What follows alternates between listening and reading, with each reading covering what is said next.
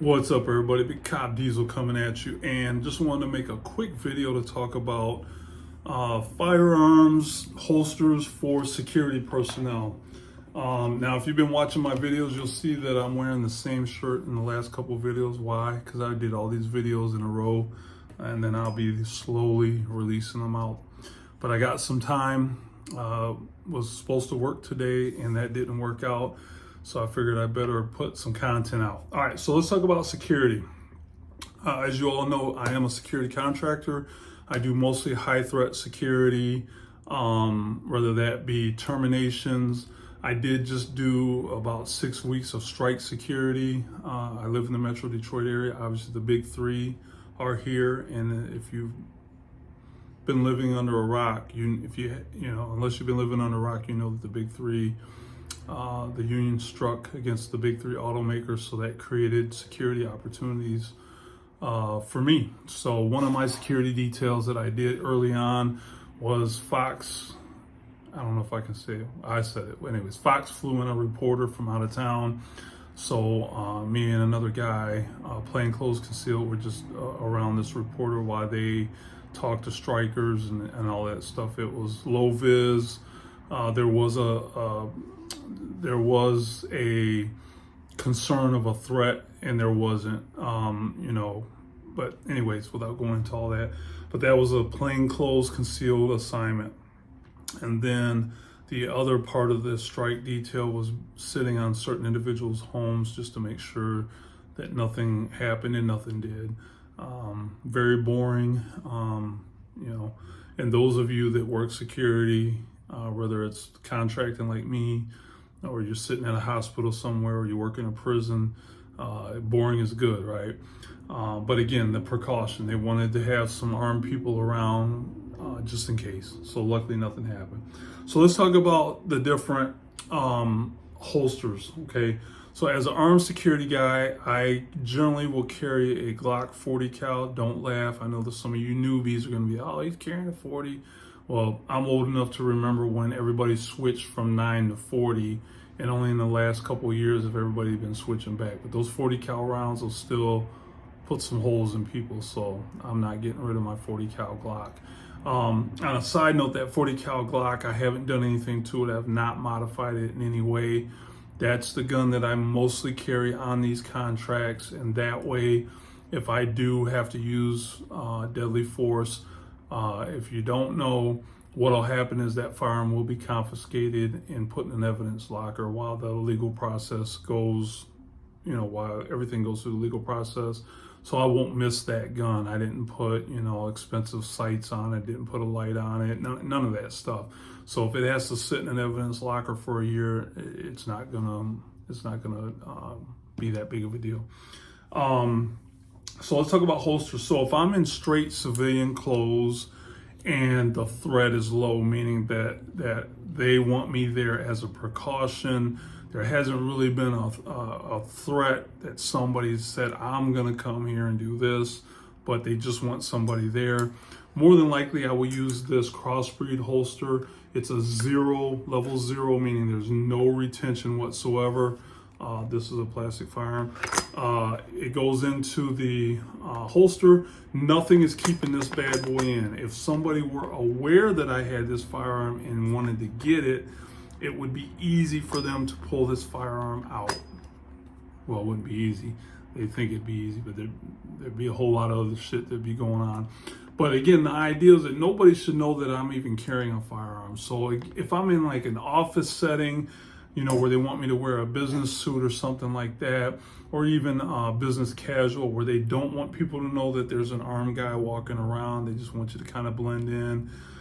This is 9 times out of 10 the holster that I'm going to use, because I'm going to be seated at a desk, trying to blend in and really just hanging out in case something happens. Now, if I'm working a detail, let's say I do transport prisoners sometimes, and everybody knows we're armed, but we're still plainclothes concealed. But I will use, 9 times out of 10, I will use this holster for that. This holster is a level 2. What makes this a level 2 is that it's got the retention screw and it's got a retention device. There's a lever here that I have to hit. This is outside the waistband. This one is inside the waistband. So again, makes it a lot easier to conceal, especially with a suit coat. This one will be outside the waistband, but I still will cover it. I'll either have a shirt, you know, if it's summertime, I'll have a short sleeve button down shirt on. If it's winter or colder out, I'll have a long sleeve button down, or I may have whatever kind of shirt and then have a vest of some kind to cover this bad boy.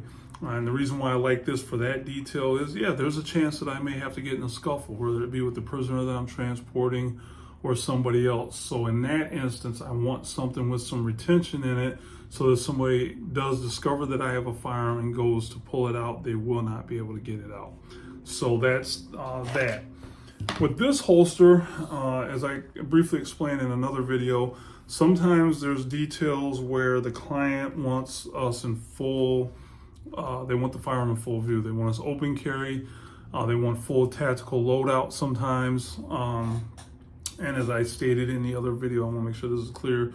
The crew that I'm with, when we do those details, we are all ex-tactical guys. We've all been through some formal SWAT training at our departments or somewhere else. So we're not just strapping stuff on because it looks cool. You know, we've been through the training. We know what gear we need. We know what works and what doesn't work. So I want to stress that. But sometimes the client will want a full SWAT loadout, so we'll be in full outer carriers, and sometimes we'll do a drop leg. And actually, a lot of times I won't. These holsters come off of these chassis, so this holster I'm actually going to take off here after this video and put it on a duty belt chassis because I don't need this for the next detail I'm going to work. But this I like because if I'm sitting for a long time, especially in a vehicle, you know, I have this bad boy on my thigh. It's a lot easier to access a firearm from the top of my thigh if I'm in a vehicle, if I have to defend myself, versus trying to, you know, push the seatbelt out of the way and get a firearm. I mean, it just isn't going to work. So a lot of times, if I'm on a high-risk assignment, especially when I be seated in a vehicle, I will use the drop leg. And even if I'm out and about doing patrols, if I'm using this drop leg, I have it more to the front of my thigh as opposed to the side. And the reason is long story, but when I stand up, where my hands naturally fall on my thighs is where I like to have this ride. And that's just from experience from back on my days when I was on the tactical team. So hopefully those of you security guys that are out there, just a little bit of information for you. You know, obviously your detail, your company policy will all dictate what kind of holster you carry.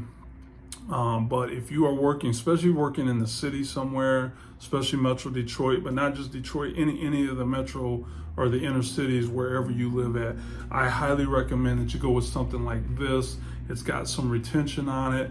You know, if you're just standing if you're doing retail, which I haven't done retail in forever, 20 years. If you are doing retail, I would not do something like this.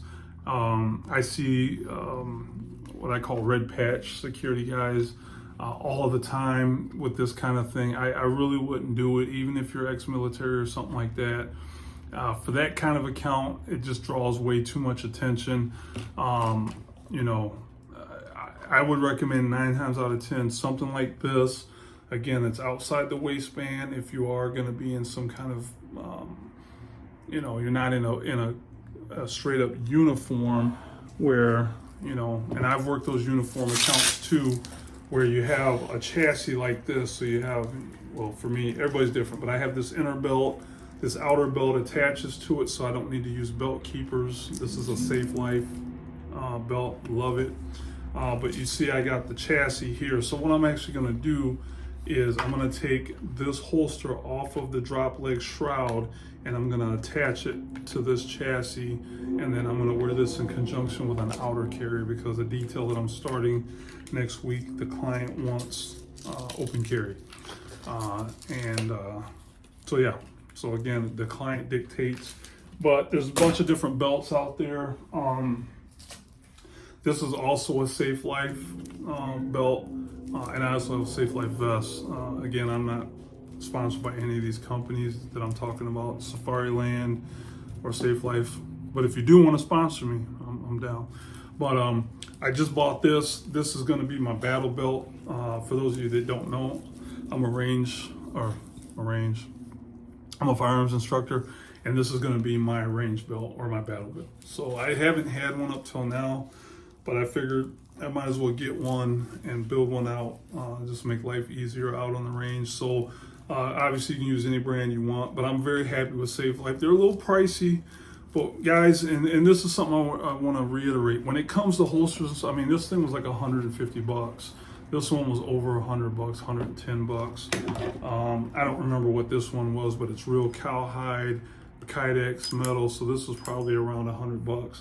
Don't be afraid to spend. Listen, if you're gonna cut corners on other things. Go on the cheap for certain things, but there's two things you never want to go cheap on. I don't care what level of security. I don't care if you're in a mall. Is your gear, especially holsters. Spend the money. I take a concealed carry combat class, and I've broken 3 holsters. So you do not want to skimp on your holsters. Spend the money, because the holster is almost more important than the firearm, because this keeps the firearm safe. It protects the trigger. I can't stress that enough. Don't be afraid to spend money on a holster. When I bought the Glock 22, the 40 cal, I bought both these holsters at the exact. So I spent, I don't know, almost $1,000 by the time I bought the gun, the holsters, ammo, whatever. But these have not failed me once. So don't skimp on that. Don't skimp on holsters, and don't skimp on your foot gear, whether you're wearing boots or shoes that you're doing security work in. And I wear both. I do have some tactical boots, but I mostly wear hiking boots, or I'll wear a trail shoe, all black, depending on what the detail is, unless it's plain clothes. But don't skimp on your foot gear. You need your feet, okay? All right, guys, I will be putting out some more security content. Also, I have a security firearms class. This is based on my defensive shooting fundamentals class that I have out, that I've launched this year. But if you're a security guard and you either used to be a police officer, or you were in the military, you've been out for a couple years, and you simply just have not been running drills, you have not been practicing, this class is for you. Make sure you contact me at the link below to get scheduled. We're going to do some holster work. We're going to do a gear review, where you're going to, when you come to the class, I'm going to ask you to wear whatever it is you wear on duty, whether you're in a uniform, whether you're plain clothes, whether you're inside the waistband carry, you got a duty holster, whatever. We're going to cover gear setup and review. We're going to cover the law. Where does your authority come from as a security guard? When can you use deadly force? When can't you use deadly force? So these are all important things. Security companies, from my experience, are gonna do the bare minimum, right? If you in your heart know that you are not prepared to deal with a deadly force situation, you need my class. A lot of these security companies, especially the red patch security companies, all they want to see is that you have a concealed pistol license, and it might say something like 1 year experience with customer service, military police preferred. Well, it's kind of misleading in a way that if somebody who's been very well trained in the military or the police are not going to work those jobs, because those jobs typically are not paying the best. But not knocking on anybody, you do what you need to do. But I'm saying all that to say that those same companies are also the companies that are not going to put a lot of money into training you. They're going to take your word that you've been to the range and all that. And you have to question whether they'll cover you if you are in a defensive shooting on the job, and that's an insurance issue there, and that's a whole separate video. But guys and gals, if you're working armed security, you've received little or no training. Don't rely on the training you had in your department if you're a former police officer that you had 5 years ago. or if you got out of the military 5 years ago. Don't rely on that training, because that training is a perishable skill. Unless you continue to do it, you will not be proficient at it. Those of you that are watching this video that are saying, oh man, I go to the range every month and I shoot, okay, that's great. Marksmanship is very important, because you're responsible for every bullet that comes out of the muzzle of that gun, and you want the bullets to go where you want them to go. But most rangers are not going to let you draw from the holster and shoot, okay? So that's where the advantage of a class like mine is, where we're going to draw from the holster, we're going to shoot while we're moving, and then like I said, we're going to throw in the other parts, the legal part and gear setup and all that kind of stuff. So if you fall into that category, make sure you go to the link below and sign up. It'll take you to my classes offered page. If you don't see a date, then contact me, because the classes that I have dates for, you'll see the dates. It'll say 2 classes, and then you click on it, show the dates. If you just see a class and it says none scheduled, then just hit the button, contact me, say, hey, I'm really interested in your security class. When are you going to be putting one on? And that's it, guys. In the meantime, stay safe. Carry your firearm everywhere that you're legally allowed to. And if you're a security professional watching this, don't get complacent. I know it's easy to get complacent, especially if you're working the same detail day in, day out. You know everybody by name, all that. That's all wonderful, but complacency kills. All right, just listen to any story of any security officer that has been involved in any kind of deadly force assault that has survived, and they would usually say something like, that day was just like any other day, right? Violence, it's not a question of if it's going to visit you, it's a question of when, and you need to be prepared. All right, everybody, talk to y'all soon. Peace.